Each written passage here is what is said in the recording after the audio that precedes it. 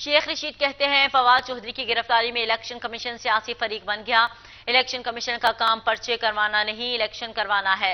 हुकूमत के इरादे वाज़ेह हो गए हैं, अवाम को समझ जाना चाहिए ये इलेक्शन नहीं कुछ और करने जा रहे हैं। शेख रशीद ने मजीद कहा, IMF की शराइत से पहले गिरफ्तारियों का दौर शुरू होगा। ज़रा मुबादला के ज़खायर 4 बिलियन से कम और IMF की शराइत सर पर हैं। वजीरों का जुम्मा बाजार लगा है। सियासी, इक्तिसादी, मौशी और तवानाई का बहरान हुकूमत के गले पड़ने वाला है।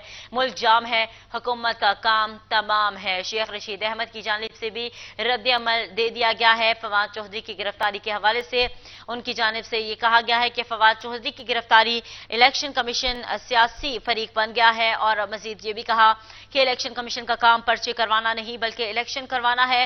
हुकूमत के इरादे वाज़ेह हो गए हैं, अवाम को समझ जाना चाहिए ये इलेक्शन नहीं कुछ और करने जा रहे हैं। कहते हैं कि IMF की शराइत से पहले गिरफ्तारियों का दौर शुरू होगा। ज़र मुबादला के ज़खायर 4 बिलियन से कम और IMF की शराइत सर पर हैं। वजीरों का जुम्मा बाजार लगा है। सियासी, इक्तिसादी, मौशी और तवानाई के बहरान हुकूमत के गले पड़ने वाले हैं। मुल्क जाम है और हुकूमत का